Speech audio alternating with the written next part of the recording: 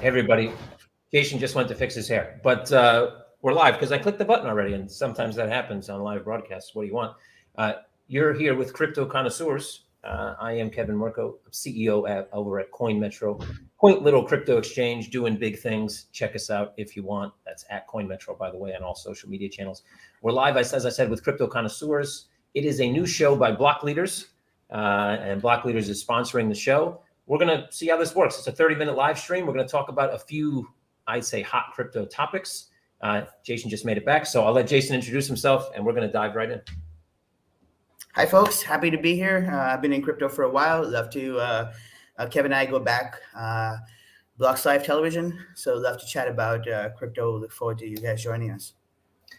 Awesome. Thanks, Jay. Crypto Connoisseur is a cool name. I wanted to have a bubble pipe for the show today.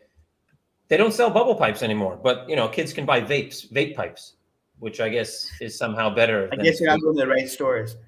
Yeah, right. I did bring my Crypto Connoisseurs ping pong paddle though, so I had to have a prop, so I brought that with me. Cool. So let's jump right in. Our first topic of the day, we're talking about Facebook and what seems to be their exit from crypto. So back on Block Live TV, Jason and I talked about 1,000 times about the Libra project, which is what it used to be called, which it now changed its name to, well, I guess it doesn't exist anymore, but it was called Diem since at some point in the last months or so. But so Libra was a stable coin, basically modeled after a central bank.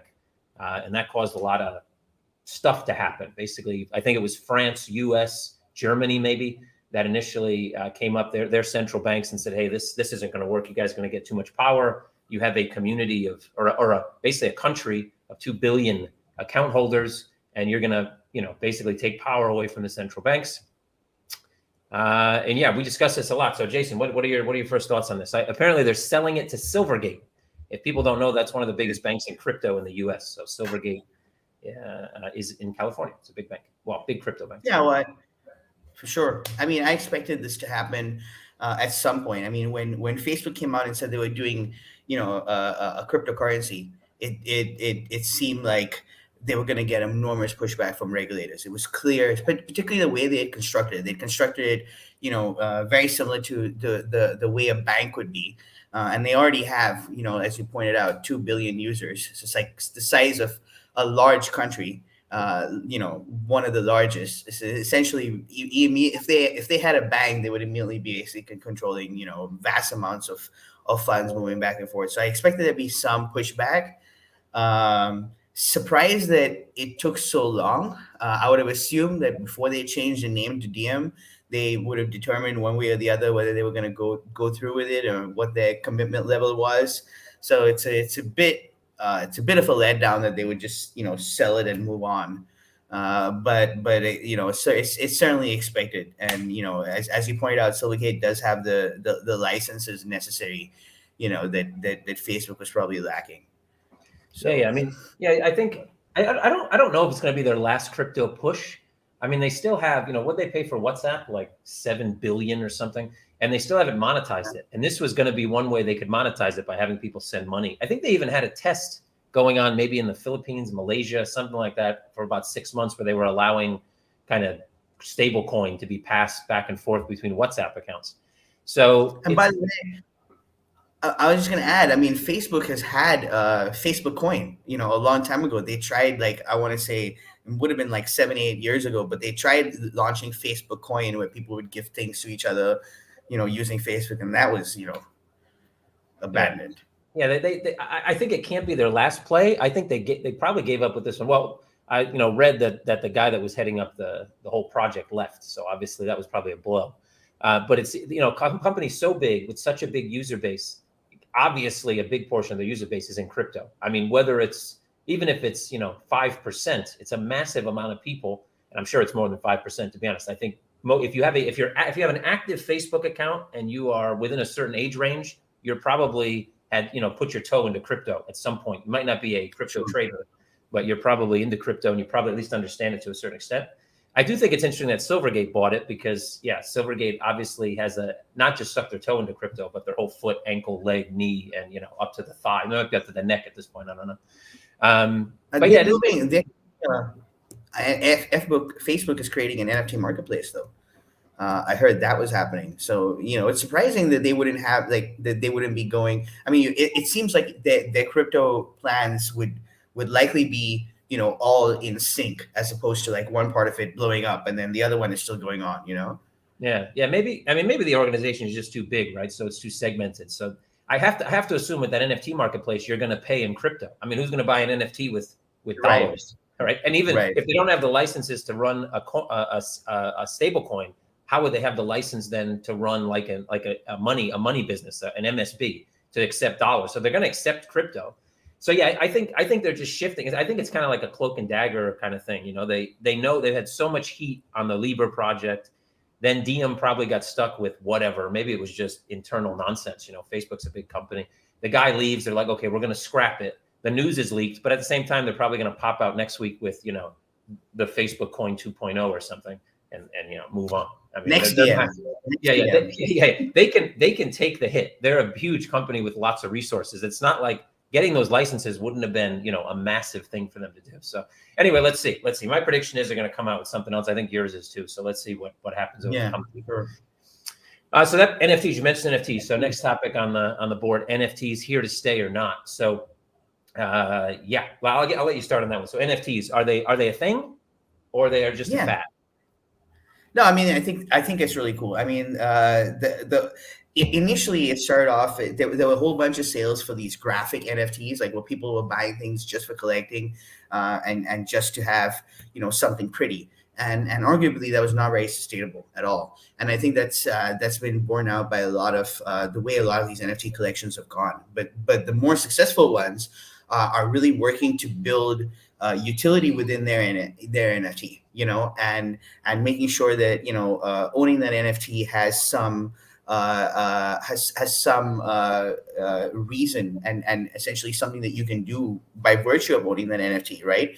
And those are the ones that tend to be successful. And we see also a lot of NFT companies that issue native tokens, and those are the ones that are also tend to be really successful, because they'll say things like you have to use a native token to purchase the NFT, and in addition to that, like you'd use a native token to enhance or upgrade the NFT in some way to give it some additional powers and things like that. And then you have this element of gamification. And really the thing that people are buying is not really the graphic art. They're buying the gamification. They're buying the game, and they're wanting to get involved and they want to play with it. And so those are the things that tend to, be successful. But we saw the NFT, like the market drop out of the NFT market, the money just drop out of the NFT market. And I think that was because too much was being relied on as just a collector's item, like, oh, we're making this thing and it's just only one of one, and therefore it's going to be collectible, and so buy it, and now I think like the market has matured quite a bit, and people are looking at what is the long-term value that owning this brings me, and is there some area of gamification, like you have two of these NFTs and you lock them up for a certain amount of time, like 9 months, and you pop out with another NFT, like they're these NFTs like that. So I like how it's evolving. I still think it has a ways to go, but the other thing is that there's a whole set of NFT use cases that don't involve anything visual whatsoever, like that literally involve like real estate NFTs and NFTs that just describe other things, or NFTs that can be fractionalized, and then basically sold on the open market. AdLunam is doing investor-based NFTs where each investor is represented by an NFT, and their record as an investor is stored on that dynamic NFT. And so there's a whole bunch of use cases that aren't that are increasingly more useful, I would say, than how it started. But what do you think?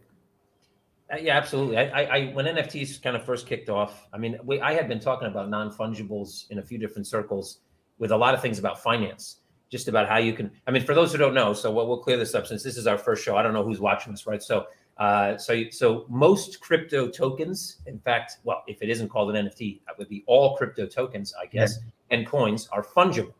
And that just means you can't tell the difference between one and another. So if I gave you a Bitcoin and and someone else gave you a Bitcoin, you tried to figure out you could figure out where they came from, but they're not discernible one to the other.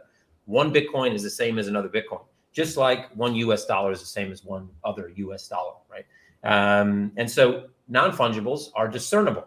So they can have different characteristics. They can be completely different. They can hold different values. Think of like an LLC, like a corporation. In an LLC, you don't actually own shares. You own a percentage of share capital. So my one share of an LLC might be worth 30% of the company. Jason's share might be worth 45%, but there's still one share, but they hold a completely different value. So that's a non-fungible in finance, for example. And that's one of the first things that kind of ran into my mind when I thought about non-fungibles years ago. Oh, I shouldn't say years, well, probably years now, 2 years, 3 years, whatever it was.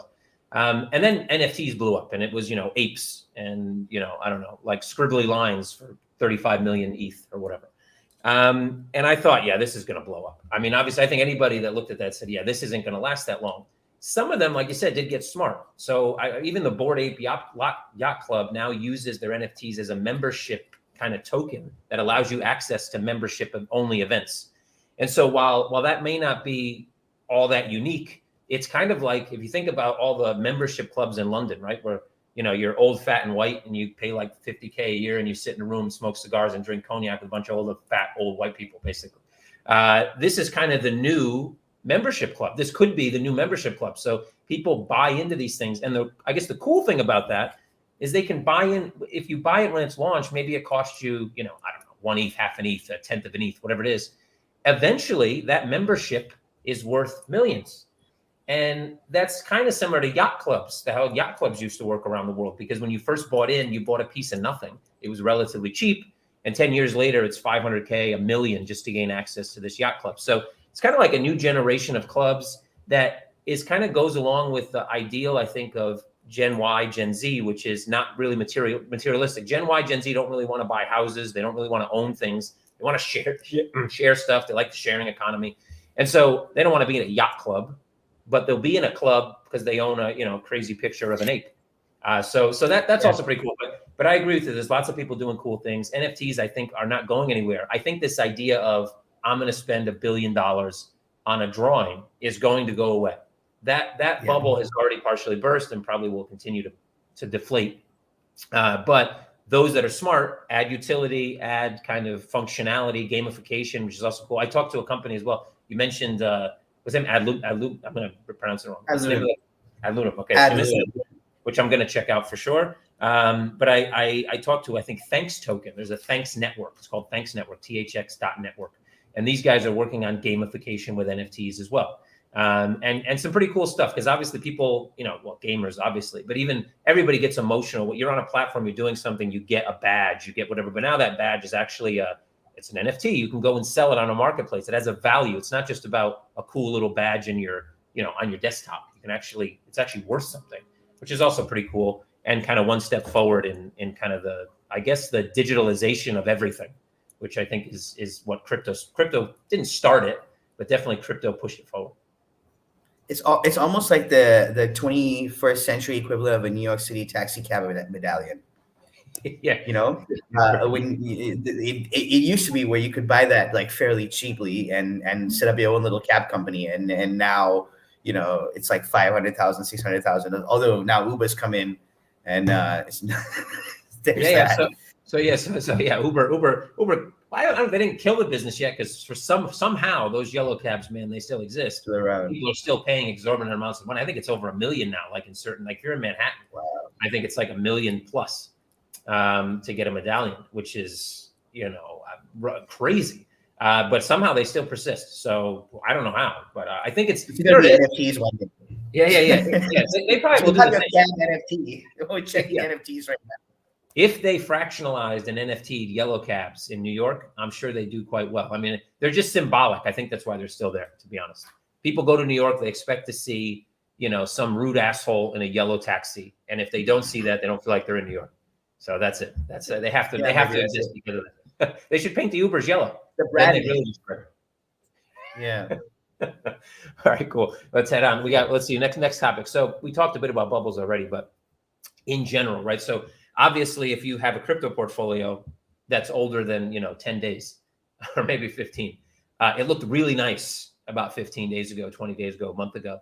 It looks a little less nice now. So every time we see a dip in the market, whether that's 10%, 20%, 80%, 90%, 30%, whatever, people tend to all get really anxious and antsy and start talking about bubbles and stuff going to zero. So let's talk about bubbles. So crypto, were we in a bubble? Did it burst? Are we still in a bubble? Was it not even a bubble? What do you think, Jason?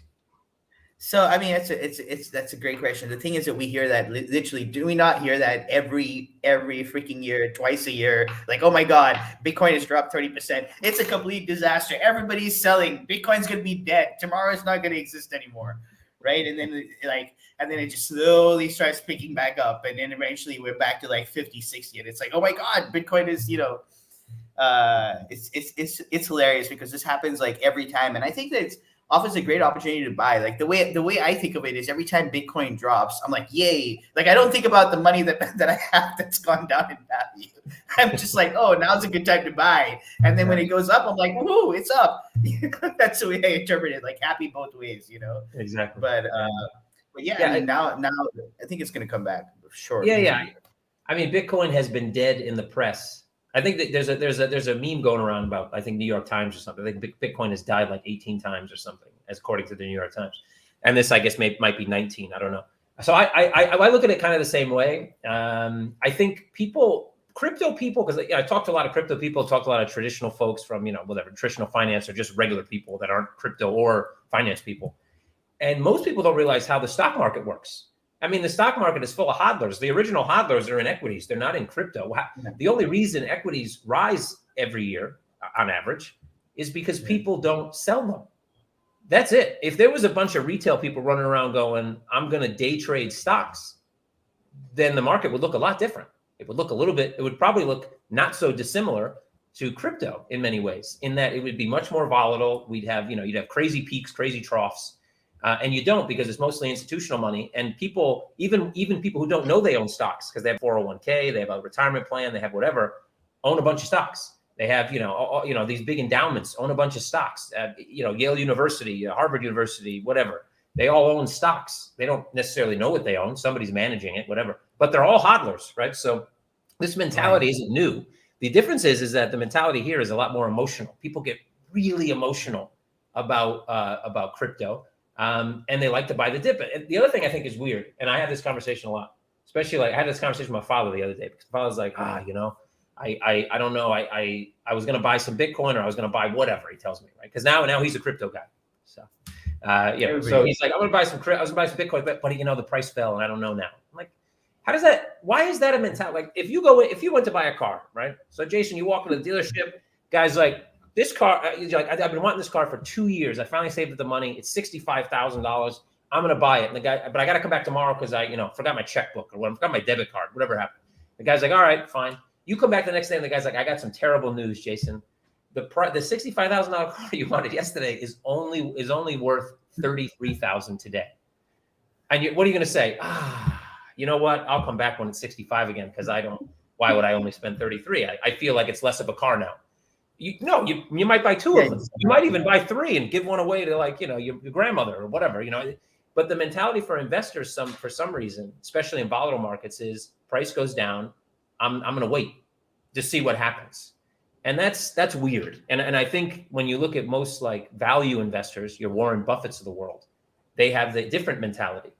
It's a sale, and it's a small thing, right? It's relatively a small kind of tweak you need to do to your mind or your brain, but it's a big one when it comes to success, because if you look at markets differently than you look at a sale at that automobile dealership, you're probably not going to do well in the long run, especially in crypto, to be honest, because it's the drop that makes the millionaire, not the rise, right? Yeah, it's both actually. I mean, a lot of the money is made on when you buy it as opposed to when you sell it, right? Yeah. And also, if you look at some of these consumer popular stocks like Tesla, AMC, they're every bit as volatile as crypto. Like the retail driven stock is every bit as volatile as crypto. Yeah, absolutely. Well, because of Reddit. I mean, Reddit basically made a crypto market in equities. And you can look, if you look at Tesla, that's a good one, because if you look at Tesla more than the other kind of crypto stocks, Tesla obviously is a real company. They do real things. They didn't really make any money until last year because of Bitcoin. I mean, Bitcoin on their balance sheet made them profitable more than anything else. But they they have a real company, they do real stuff, but they are still way overvalued. They're valued more than like every other automobile company in the world combined. And that makes no sense. And it's, because of Reddit, basically. And it's basically because of the retail push, because it's irrational. Retail is irrational, right? They do irrational things. They buy stuff for irrational reasons. They obviously bought Tesla for very irrational reasons. So it's kind of weird that Elon's always mentioned kind of being I don't know, he's either the greatest man in crypto or the most hated, depending on what he tweets, Right. Use that not to his advantage. Where your wallet stands. Where your crypto wallet stands. Yeah, exactly. And how much Shiba Inu you might have bought over the weekend when he talks about it or whatever. Or Dogecoin. Now Dogecoin, he talks about Dogecoin more than Shiba Inu, I guess. But yeah, anyway, it's amazing that it took that long for there to be those type of retail stocks. Not that they didn't exist, but penny stocks, when you could buy them as a retail individual, which now you can't in the US at least, used to have the same type of volatility. And that was definitely like, let's call them crypto stocks, just to give the comparison. But nowadays you can't even do that because penny stocks you have to be an accredited investor in the US to buy penny stocks, for your protection. Wow. For your protection. That's a good lead in, by the way, to our last topic. So we have about 9 minutes left, but this one I think will eat up through that time. So it's a big one. So I have a note on my desk here. All it says is U.S. reg stuff in general. There's a lot of stuff always going on in the U.S. We were talking right before the show, Jason, about a few of them. We can pick and choose which one we want to talk about. I think the first one maybe would be Biden says crypto is a national security issue. So we'll start there. What do you think? Well, I mean, has it always been a national security issue? I mean, I don't know. I think this is one of those things where it's sort of a distraction. I mean, Biden's having a terrible time domestically. Like, it's people are calling him a damn squid.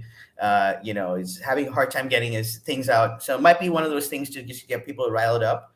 But I think overall, I mean, no, I don't think it's nowhere near the point where it could be a national security threat. I mean, you look at all the multiple other assets that you can buy that are way, way, way riskier. And it's not even in the same league. It's just, so I think this is certainly overblown in terms of fears. I mean, we don't even have that many people using crypto enough for it to be a national security threat.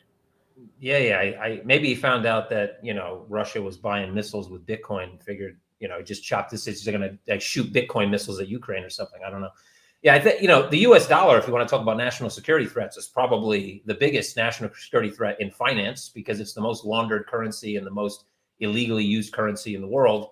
I mentioned this statistic once on Blockleaders as well back in the day, but it's something like 80-something% of US $100 bills have cocaine residue on them. 80% in circulation. So yeah, if you want to talk about national security threats in finance, well, get rid of the dollar. I mean, because that would probably get rid of a lot of crime, or at least proceeds of crime for sure. I don't know where they're going with that. I read a few things about it. It wasn't, obviously nobody defined what national security threat is supposed to mean. I imagine he's trying to run the narrative that has been a failed narrative now for 13 years, which is that Bitcoin is used. Well, maybe not 13 because there was Silk Road at one time, and it might have been, there was definitely some criminal stuff going on there. But for the last 10 years or so, the failed narrative has been that, Bitcoin, criminals use Bitcoin. And no, well, they do, dumb criminals do, but they get caught because there's this thing called the blockchain, So I think he's trying to push, again, you're probably right. Domestically, Biden is, kind of wrecked, man. Maybe he got wrecked on margin over the weekend or something and came out and said that it's a national security threat. I don't know. I definitely, if Biden tried to trade, he'd get wrecked. That's for sure. There's no way he's making money. He's going to get wrecked. So maybe he bought some Shiba Inu or something. But yeah, I think they're just going down that failed narrative about, criminality in crypto, and probably also on the long, really old narrative of we're going to protect the populace by not letting them make money. Or having the opportunity to make money, which is stupid in so many ways, because there's so many things you can do in every country, but so you can go to a casino, you can go to an Indian casino on a reservation and lose all your money. You can buy a bunch of lottery tickets and lose all your money. You can, go to the bingo parlor at your local church and get wrecked. There's so many things you can do that is bad for you financially. Go bet on horses, whatever. But, when it comes to foreign exchange or crypto, well, you got to be or penny stocks, you have to be accredited, because somehow having a bit of money makes you smarter. So I read somewhere that like they did a thing about the dark web and the kind of currency that was mostly used, and it's like Monero. People saw it like because people got smart about how Bitcoin, this chain analysis. Really, if you're a criminal, like probably the worst thing to be doing is using Bitcoin. It's so easy to track on chain. Like all these transactions are on chain. So I don't know why. And there's chain analysis. There's companies whose entire job is to do this. There's Cybravo and all these other companies that literally all they do is track this information. Yeah, exactly. Not only that, it's what they should be thinking about is, when it comes to like regulated exchanges and wallets, et cetera, if they make regulation that's not kind of heavy-handed and they bring in more companies into the US, they can create a nice little ring of regulated exchanges and apply some even light rules. One light rule could be, privacy coins require onboarding. That's it. Done. Right. Now you can still do private transactions, but when you onboard them to sell them, it's no longer private. And which is basically why these fiat off ramps have so much regulation in the first place, because once you have to give out that information. Yeah. Exactly. And to be honest, I like privacy with my financial transactions like anybody else. But you can make a lot of arguments for why, if I send, $100 to a friend or 100 euros or 100 pounds or whatever, why should the government know about that? If I go and buy, I think that argument is solid. I mean, they should, right? But when I go to cash out to my bank account the money, then one way, shape, or form, whether I think they should know or not, they're going to know. So when you go to fiat, no one's going to show up to your house with a briefcase of fiat, right? You're going to send it somewhere. So at some point in that chain, they're going to know already. So I think, anyway, I hope, my hope is that Biden, and the funny thing, we talked about this actually, the SEC, the CFTC, nobody, they're not in there. They're not in this committee that Biden put together. Like none of the regulators you would expect to be there, because they're probably the ones that will regulate the industry at a national level, at least. They're not there. They're not in there. Like, so that's really weird. Because that's kind of the scariest point for me, is that we would need, dudes like us, somebody from crypto at least knows what they're talking about, to be in there as well. Whether that's Coinbase, which, I'd rather not be Coinbase, but whether it's Coinbase, whether it's Gemini, whether it's, they need, on that committee, they need people to talk. You can't just have one side, because everybody that's on that committee right now is probably going to follow the narrative, the Biden narrative. And what are they going to accomplish with that? Not much. Well, nothing good. That's for sure. Right. Of course. Yeah. Then let's see. We have CBDCs. There was a report about looking at a potential CBDC for the U.S. Obviously, it got stuck and they're waiting on kind of additional information. Right. So I guess it's kind of like, it reminds me of Justin Sun's announcements of an announcement. The U.S. does that a lot. Like, it's a report that they're going to need to do another report. That's basically. I mean, look at the Fed. Look at the whole rumor that came out that caused the whole crypto market to drop in the first place. That was another report of a report. Like, it's like buy the rumor, sell the fact, that you always talk about. Like, it's. Maybe the U.S. has been buying Bitcoin for a long time, and they want to buy some more, and that's why they're coming out with all this nonsense, these nonsense headlines, right? They figure, if they're about to get wrecked in between the Russia-Ukraine scandal, right? Well, they're already getting wrecked, because energy prices around the world are skyrocketing because of that. So I mean, I live in Estonia, so it's cold, 11 and a half months out of the year. It's like 2 weeks of sunshine maybe. But the utility bills here were generally high anyway. My utility bills in the winter are like 700 euros a month, right? Which is insane. Wow. And the bill for December was 1,600. I wasn't even home. I was literally gone 3 weeks. The heat was off. There was no lights on, and the bill came in 1,600 euros. So thank you, Ukraine, Russia, and Biden, for that. Appreciate that. I hope that money goes, to buy Bitcoin or something. I don't know. Deserving. Yeah, exactly. All right. Well, we're coming up on 30 minutes, so I think we had some pretty good timing here. So any final thoughts, Jason, you want to leave the crowd with before we part? Oh well, I hope. Let's put it this way: if you're out there, you're holding a bunch of Bitcoin and you're feeling nervous, and this is your first I wouldn't even go so far as to call it a bear market. This is your first bear experience. You just saw a bear at the zoo, and you're scared. Just hold, and you'll be all right. Yeah. Good. That's a good piece of advice. So yeah, if you've never invested in anything before and crypto is your first investment vehicle, yeah, get ready for some volatility. Sit on your hands. That's what I would tell you. Don't try to be a trader. Most investors historically, even in traditional markets that have done really well, aren't traders. They are hodlers. They hold. They buy something they believe in, they hold, and they dollar cost average their way into a larger portfolio over time. And dividend, like you have dividends in stocks. That's how Warren Buffett made his money off dividends, not about picking tops and bottoms. We have staking and bonding and all these different passive income opportunities in crypto. So if you're going to buy something and you're on the fence, obviously Bitcoin and Ethereum, all those things should be in a crypto portfolio. But when you're looking for altcoins or smaller, let's call them gems somewhere, try to find something that's going to give you some passive income. That way, when you do see these dips, you're still actually earning something in the background. So you can check out passive income, by the way, on Coinmetro. So I had to put at least one shout out in for Coinmetro. It's at Coinmetro. Check us out. But thank you for joining us on Crypto Connoisseurs.